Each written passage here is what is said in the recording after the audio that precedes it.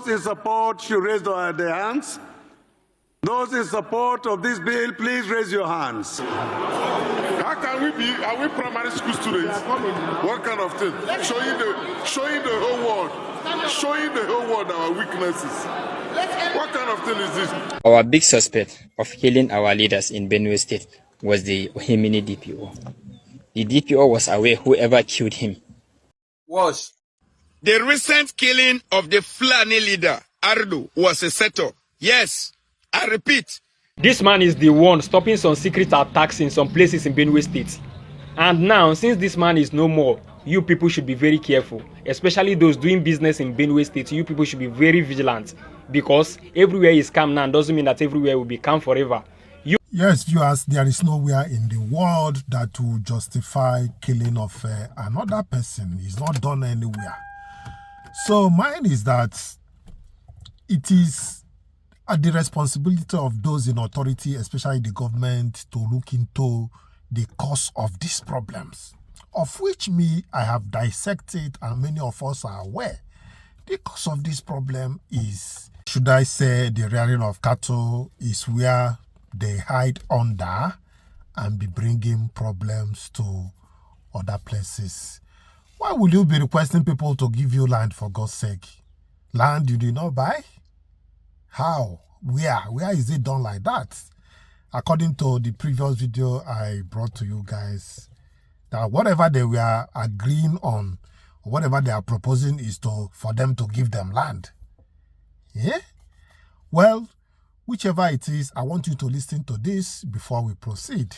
There are so many things we want to talk about today. Very important for those around that area. I know Fulani people. I've seen Fulani people and I've been a little bit close to some of them. I know that they don't forgive. Fulani know they forgive, or they know them like that. But however, let's start with this first. Our big suspect of killing our leaders in Benue State was the Ohimini DPO. The DPO was aware whoever killed him. The DPO know whoever killed the leaders of Fulani in Benue State, because know how DPO direct will call him and tell him that they have peaceful meeting, him and the local government, Otupo local government chairman and the Ohimini local government chairman, and also the traditional rulers of both the two local governments. They have a peaceful meeting. After our leaders come, attend the meeting, the DPO, the local government chairman, they did not attend the meeting, and also the traditional rulers of for both the local government, they did not attend.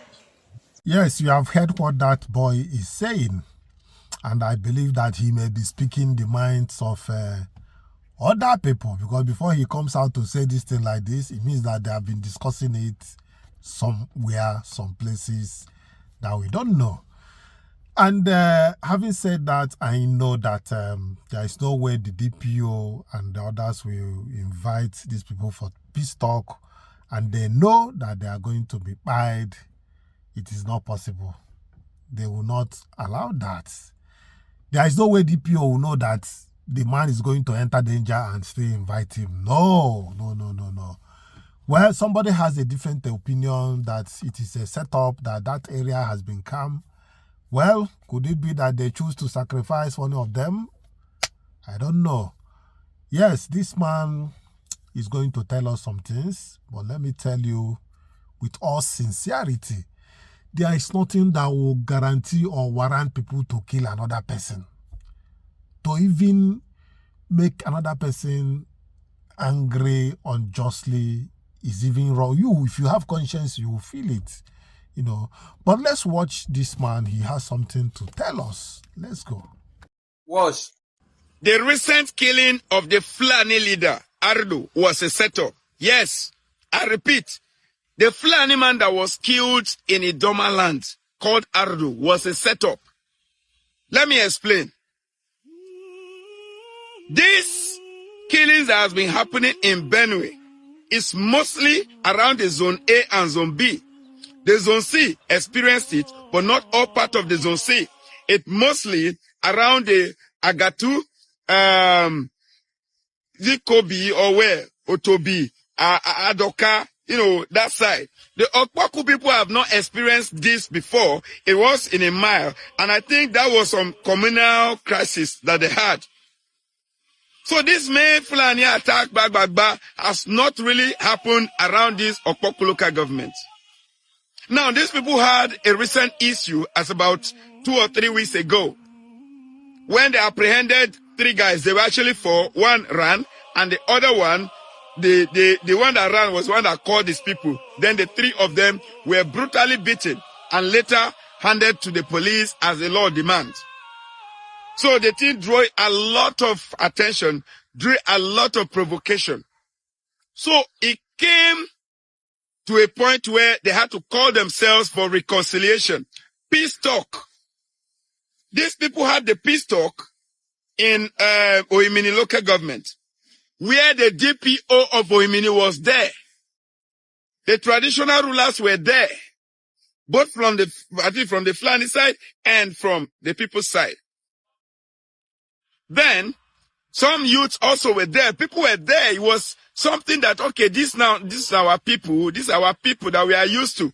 The Fulani man never thought twice because he know these are our people. So they went there because it's people that they used to meet all the time. These are people they even they live there. They live in the land, in the Idoma land. They live there. So it's people that they have been together. That is why they never even thought of anything like that. And I think the other people too, the Idoma people never thought anything like that. So after the meeting, these people were apprehended, killed. Do you think if it is the people that want to kill them, they will kill them at that time when they know that after killing them, the first suspect will be them because they were the one that invited them. And the DPO was even there. Do you think they will do that? This is my suspicion. The people from the other side who have been facing crisis, Fulani crisis, were the ones that pushed these people. Yes. Or international community or anybody. But I definitely know that this is a conspiracy. This is a total conspiracy. I want to make it very clear that this set of people don't see even the Fulanis as their enemy. Because even the time that they chased all Fulanis away, these people still kept the Fulanis around them. I personally was warning them, these people, maybe we should be careful with them. But they said they don't know how to tell them to go because they have always been together. Is it all of a sudden that they will now do that? There is a big setup. And I challenge the governor of Benue State to carry out proper investigation.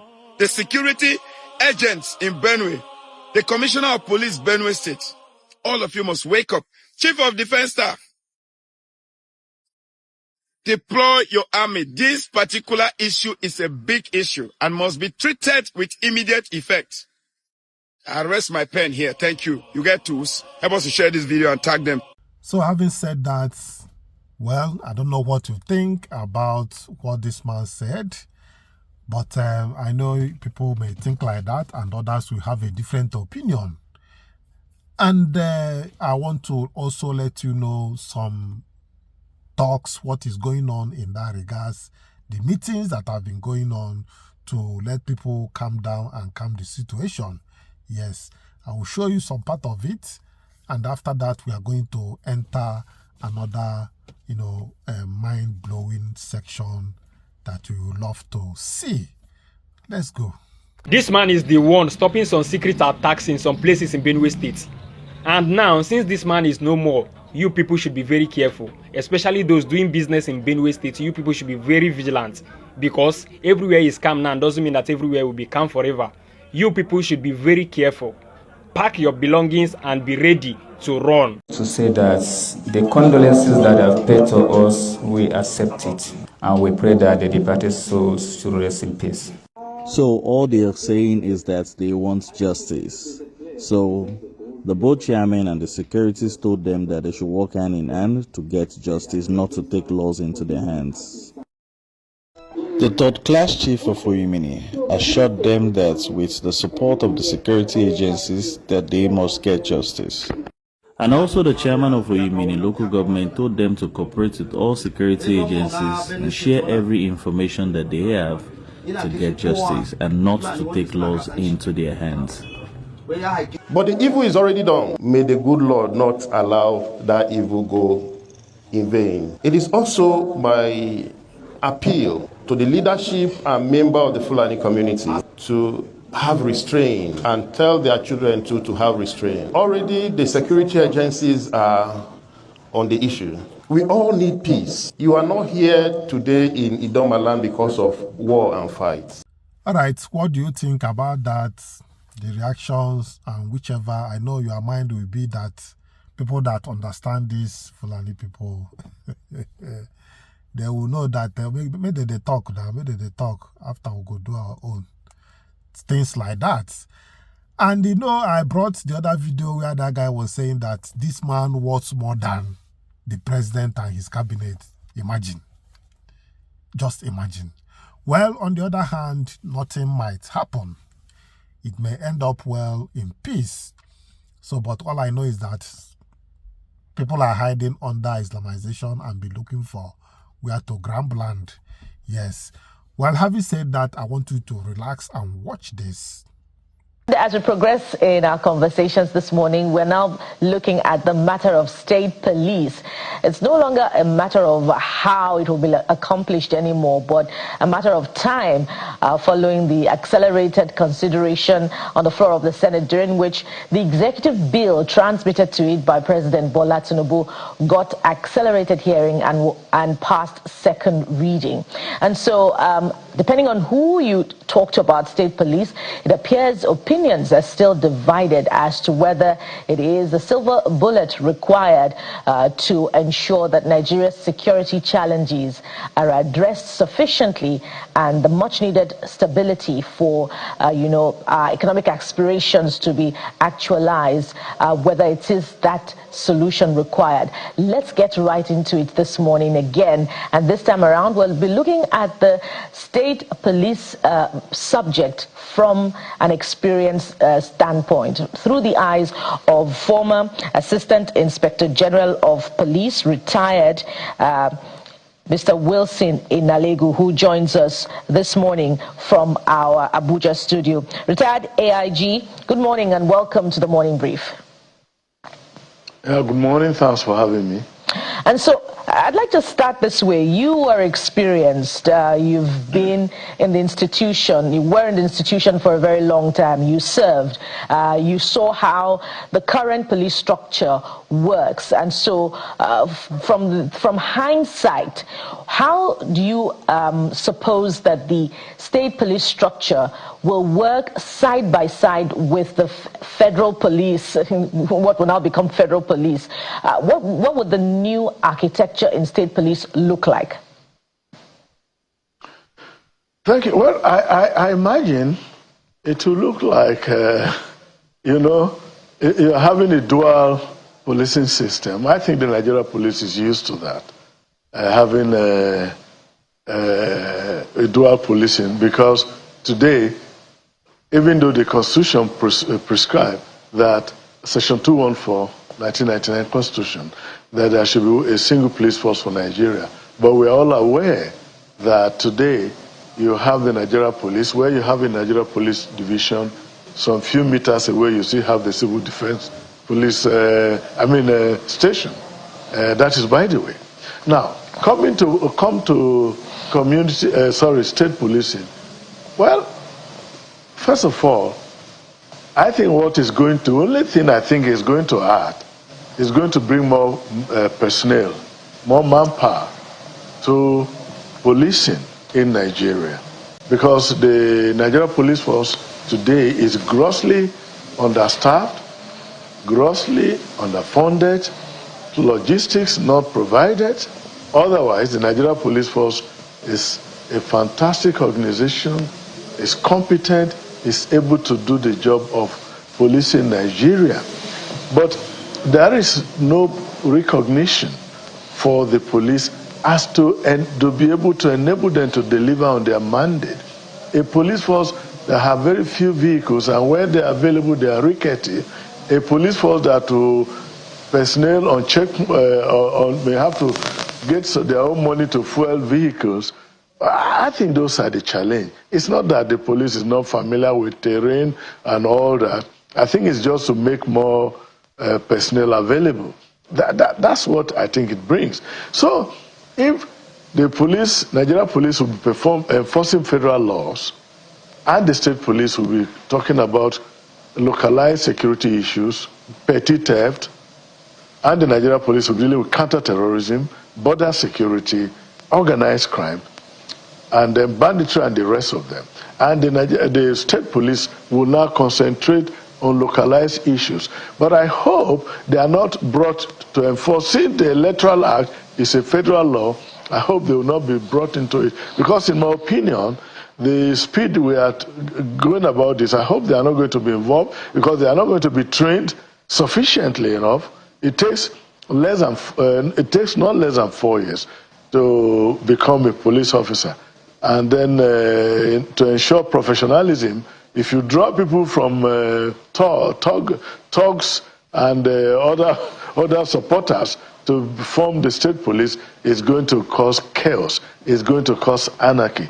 So the only thing I think they are going to bring is the personnel that the Nigeria police does not have today. They may recruit and bring, but we are praying for that they will not use some members of vigilante or members of talk or supporters of political parties or individuals to form the nucleus of this police force. Because that has been the challenge. That was the challenge. That was why the late General Aguiyi Ironsi set up the Yusuf Gobi panel of inquiry to look at the operations of Palace Police, Native Authority Police, the Akoda, Dansanda, and the rest of it, the Native Authority Police. The idea was, look, were they performing well? Because after the 1964 hotly contested national elections, there was chaos, there was anarchy everywhere. And I think they were fingered because majority of the police in the Native Authority were formed from supporters of political parties, were formed from talks and the rest of it.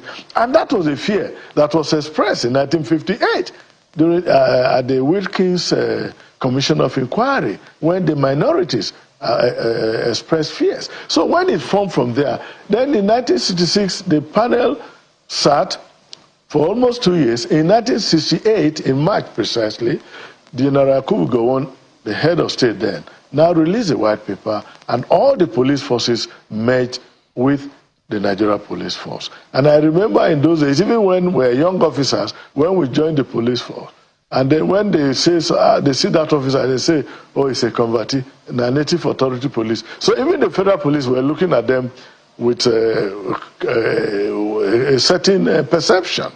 So if you are bringing state police, will you ensure professionalism? Will you give them the same training so that you don't set up your own police training school wherever they are coming from? They must operate a central training system so that they get familiar with each other. Both the federal police and the state police personnel get familiar right from training. I think there should be uniform training, and then there should be strict guardrails, firewalls. But I think it's very difficult because our institutions are very weak. Would they be strong enough to withstand the torrents of desperate politicians? That, for me, is a challenge. They said they put some, AIG, they said they put some guardrails, safeguards, all kinds of names. We've been interrogating it. But let's stay with what you have raised, the issue of training.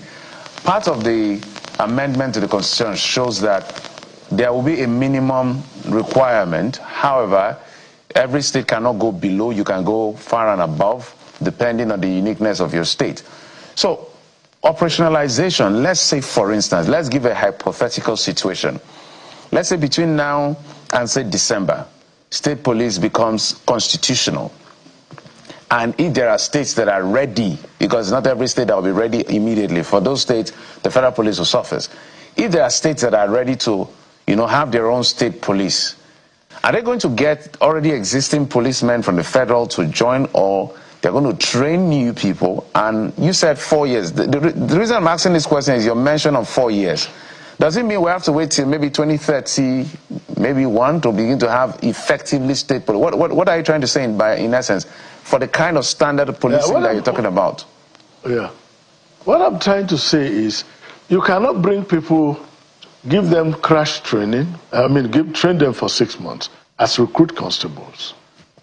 And you deploy them to the field. They need mentorship. They need training and retraining. And in the Nigeria Police Force, we call them development courses. Those trainings are very critical. And before you have somebody have some modicum of professionalism, it takes a minimum of 4 years. And so if you train them for example, for 6 months, are you going to deploy them for sensitive duty, like election duty? For example, if they were guys exposed to thuggery, how are you going to reorient them? How are you going to give them a new orientation? How are you going to get them to become really professional? So no matter what they do, what you do, I don't think they are going to be effective. And it's very few states that will be able to do that. So the concern that I raise in this issue is that, yes, the laws have been passed, but practicalizing it, operationalizing it on the field is going to be challenging. And the officers presently in the Nigeria Police Force, are they going to accept to take retirement from the federal police and be re-engaged and be engaged in the state police? Are they going to do that? Perhaps Lagos, Akwa Ibom, Rivers may have attractive benefits. There may be more. For today, I think it's Lagos and Rivers or Akwa Ibom or Delta, perhaps Kaduna and Kano, that may have the capacity to be able to have a police force.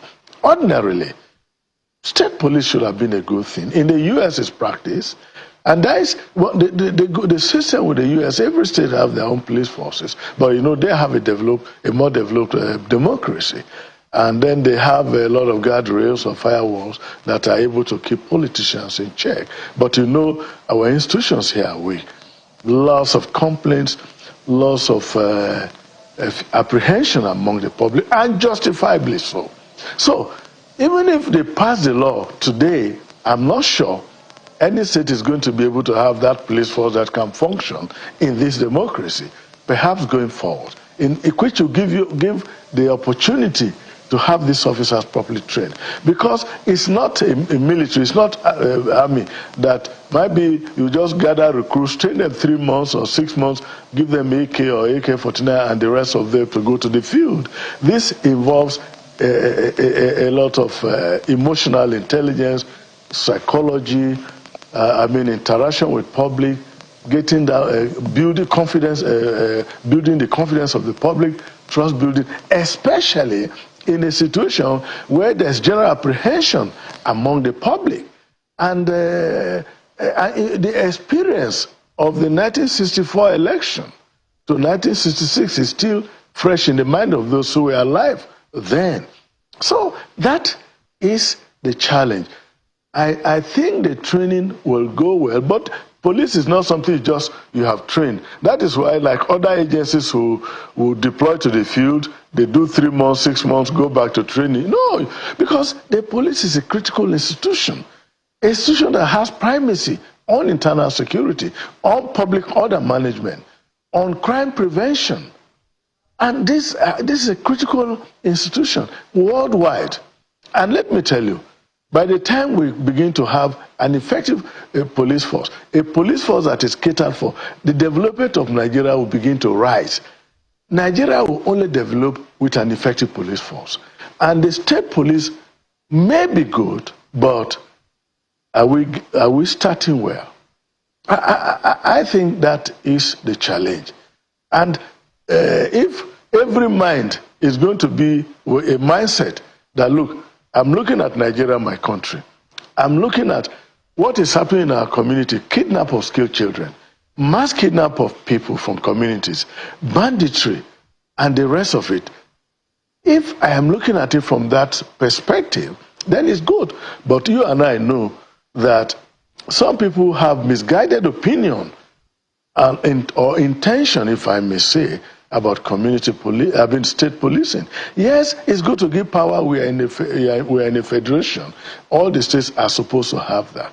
But then there were concerns expressed in the past by minorities, by different groups.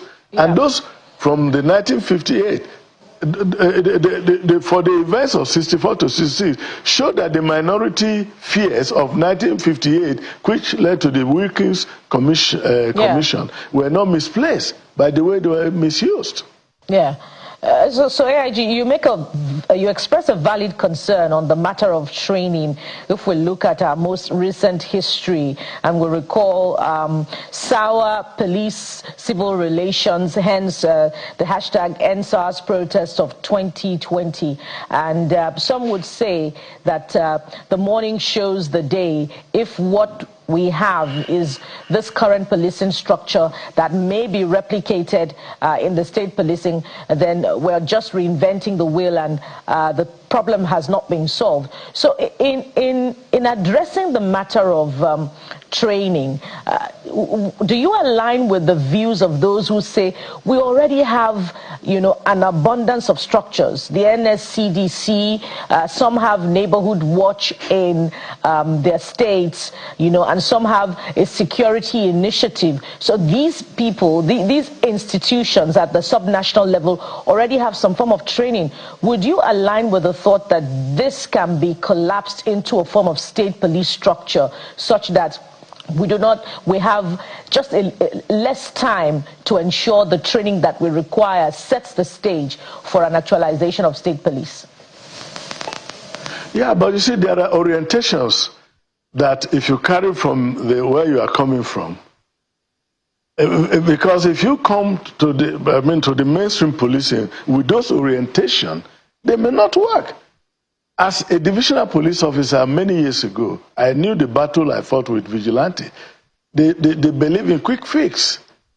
They think the prosecutorial process is lengthy and unnecessary. They just want to get somebody a matter done, and then it is done like that.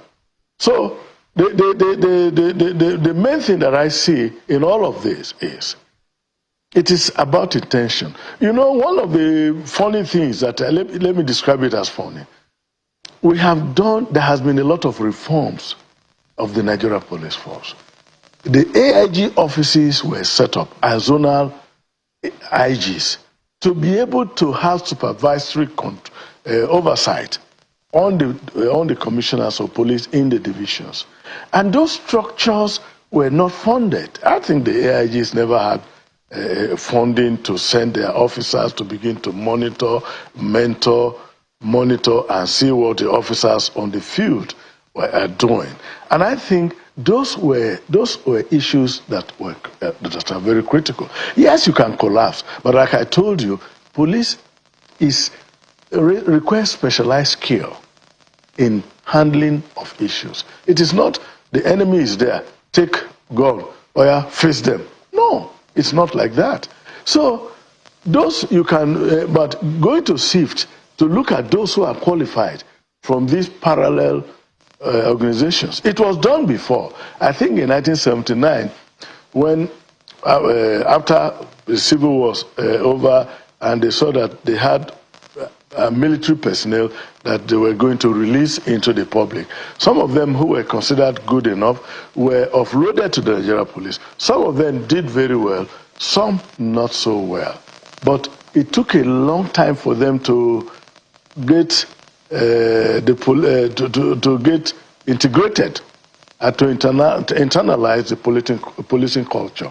So it is not like a tap. You open, water flows, and then you do the water flows. So that is a challenge. It's because of the specialized nature of police. And my experience, let me tell you, I have been part of the United Nations peacekeeping forces from 1989 in Namibia and in Sierra Leone several times.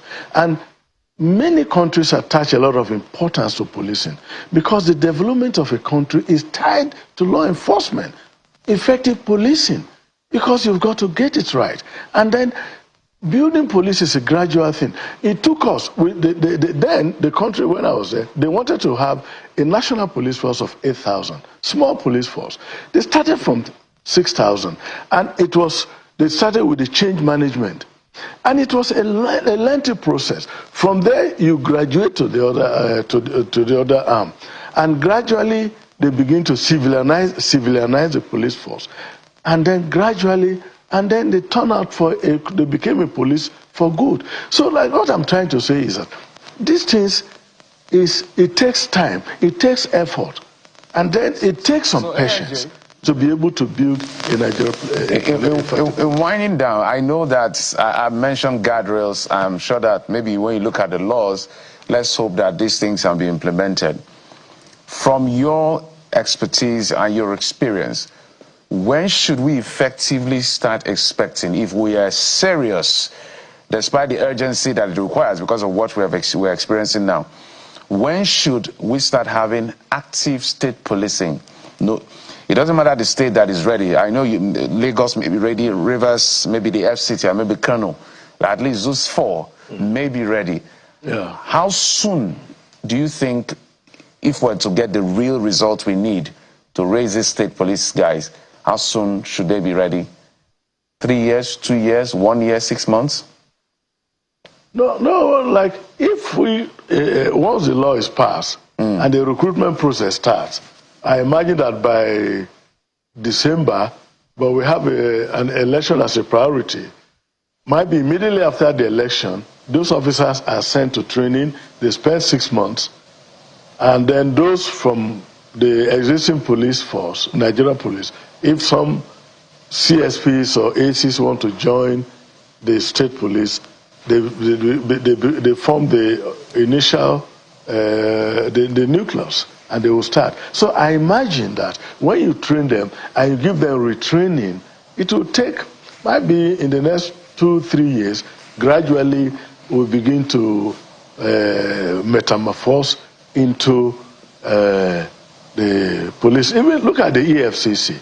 When they started, they had a lot of input of Nigeria police force, and gradually they got their people recruited, appointed, and then gradually they began to train them, and that took more than 5 years, if not more, maybe 5-6 years. I don't have my timing correct, but what I'm trying to say, to have an effective police force will require patience, and this patience, like I said, by 4 years they begin to manifest. They begin to show those characteristics of observation, investigation, and then you begin to see community engagement, effective community engagement, not seeing themselves as part of community. And then the states will not be thinking of building barracks. They begin to give them mortgage loans, because these state police should not begin to think of having barracks. Rather, I think they should give them the housing so that it will become an incentive. That means you take a mortgage. As you take this mortgage, it should run throughout your 35 years in service, which means if you go collect bribe and you are apprehended, tried and dismissed, you could have a foreclosure of your house, of the property that you have.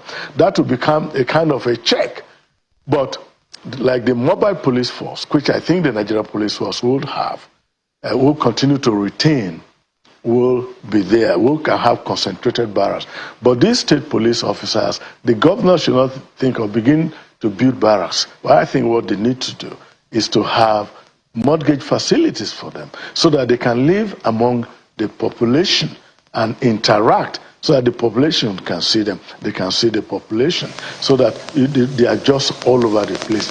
And then these mortgage loans, they will give these officers, which they will be paying on a monthly, servicing on a monthly basis will help. And they know that if after 10 years you engage in corrupt practice, you are not able to continue to pay. So the fear of losing or having their families thrown out of the property they have bought on this will begin to act as a check on any corruption tendency they may have. I think, and that will be a morale booster for the officers to give their best. Welfare is a critical element. Good salary is an important element. Good uniforms. A well-dressed officer with that confidence. Retired AIG, by all levels, this has been a very productive conversation, and we thank you for bringing your experience to bear on the subject of state police. Wilson Inalego is a retired Assistant Inspector General of Police and former Police Commissioner in Kogi State. Thank you for joining us on the program, sir. The pleasure is mine. Thank you. Well, that's how it's been on the program today. Thank you so much for your time and company on the program. It's the new week, and we look forward to telling good stories. Speaking of which, it's been more than 40 days now that the Oyo captives have remained in captivity. We hope for a safe return of all kidnapped victims from Oyo to Ekiti, Kogi. We hope that they return sooner rather than later, and our hearts go out to their family members at this particular point in time. The prayer is that they will return as soon as possible. On Tuesday, senators reconvened for an emergency plenary session about 2 weeks after the bill on state police was read for a second time. The Senate President presented a fresh amendment to the bill as received from the President. I am delighted to present to the Senate for consideration the Constitution of the Federal Republic of Nigeria, Alteration State Police Bill 2026, which seeks to amend the Constitution of the Federal Republic of Nigeria 1999 to create a constitutional pathway for the establishment of state police services in Nigeria. This bill builds on the significant work already done in this regard by the House of Representatives and the Senate, and incorporates additional safeguards to ensure that the creation of a dual policing structure to address our nation's evolving national security challenges will be achieved quickly and effectively to the benefit of all Nigerians. And I'm confident that the Senate will act quickly to consider and pass this bill. While I look forward to expeditious consideration of this submission by the Senate, please accept, distinguished Senate President and distinguished senators, the assurances of my consideration and best regards. Let me also join His Excellency the President of the Senate in appealing most respectfully to all our colleagues to put every other thing aside to ensure to be here tomorrow to participate in a major constitutional duty that we owe to our people who put us here as elected representatives. As we all know, based on constitutional provisions and the rules of the Senate, we need a minimum of 2/3 of distinguished senators to be able to vote on constitutional alteration. That means it is important for all of us to be here. And I know that members of public who elected us will also be interested in knowing those who actually participated in this constitutional responsibility. The issue of state police is an issue now that cuts across all political parties.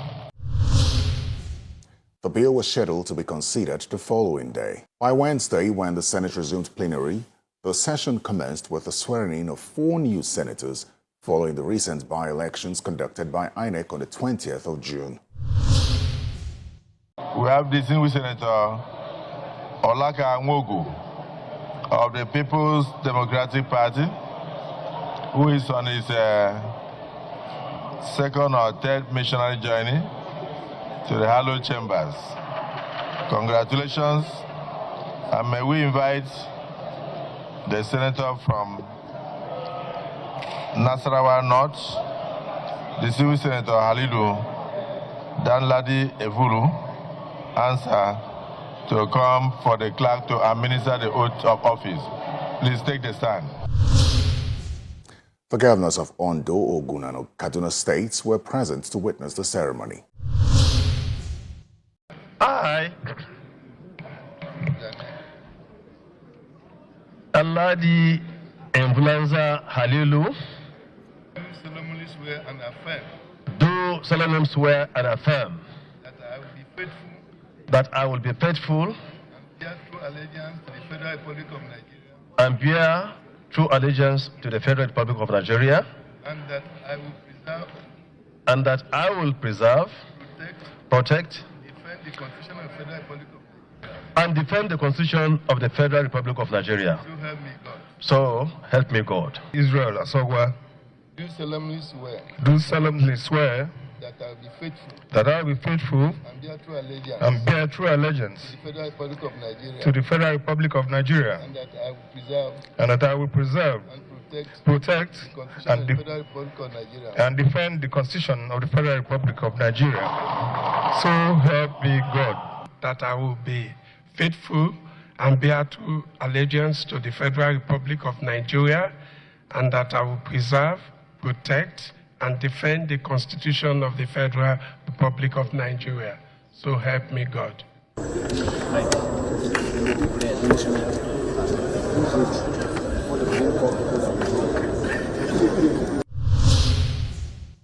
Attention then shifted to the state police bill, with senators divided on whether to exclude the governors from witnessing the proceedings from inside the chamber or not.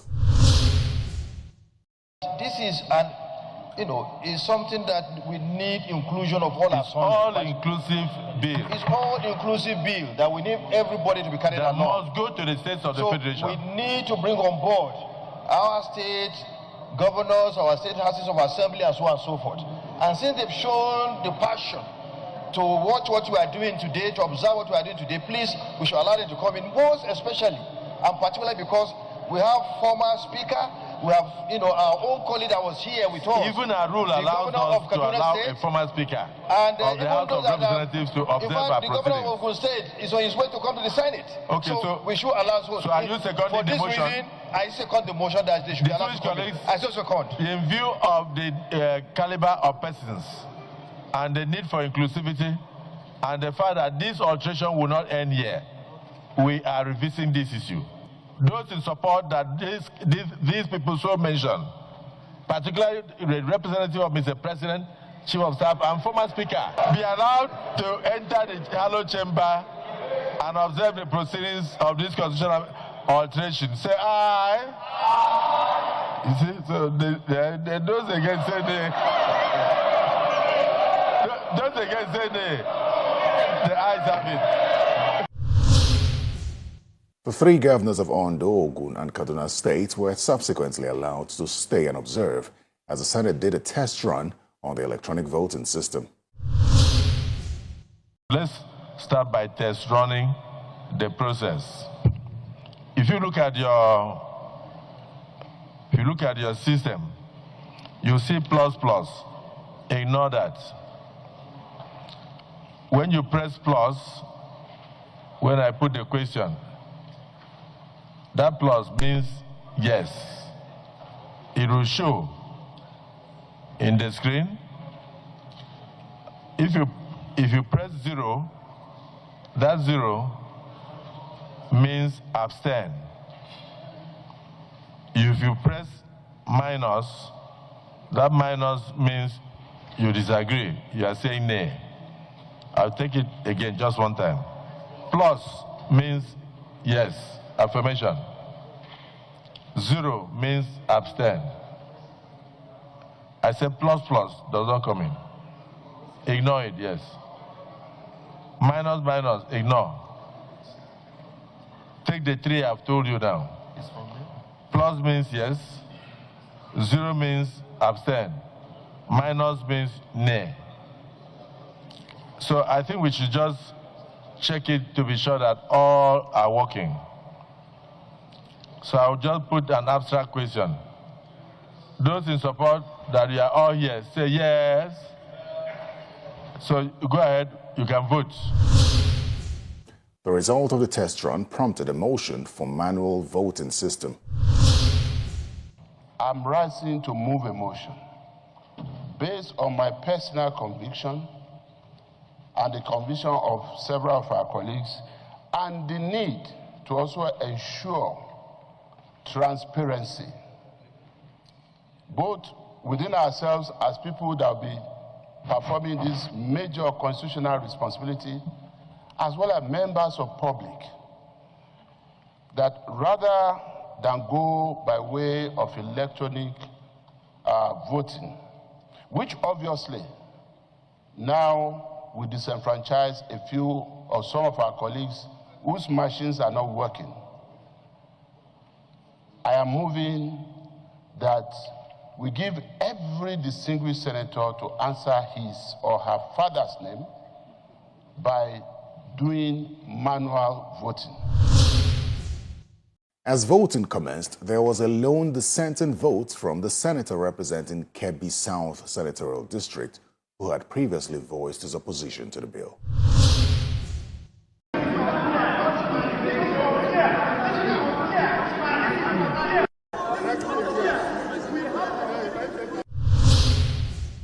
The senator subsequently walked out in protest. The bill subsequently scaled third reading. A key provision of the bill empowers state governors to appoint commissioners of police for their respective states, subject to confirmation by the state houses of assembly. Now, so that was the Senate's voting process on the state police bill. To refresh your memory, let me take you through how the process was concluded at the House of Representatives on the 11th of June. Now, just before voting on the state police bill commenced, Representative Bashir Usman raised the point of order. We cannot be able to know what is in this Constitutional Review Committee issue. What we want is that Mr. Speaker allow us to go and study this book and come back and discuss about this issue. Our Nigerian military agencies or security agencies, are they funded very well that they cannot be able to tackle the issue of security?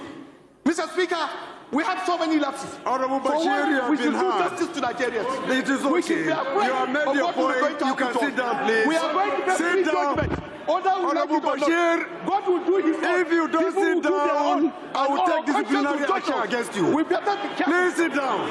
Thank you. Sit down, unless if you want us to refer to it as a privilege. It was already something that we are very familiar with. No, that's not true now. All the series of The voting pattern was explained, and a synopsis of the state police bill was given. The electronic voting system is right now not working. So we are going to do head count, one after the other, to ascertain that we have the number to actually pass this amendment. Voting commenced amid some discontented voices. Those in support should raise their hands. Those in support of this bill, please raise your hands. How can we be? Are we primary school students? What kind of thing? Showing the whole world our weaknesses. What kind of thing is this?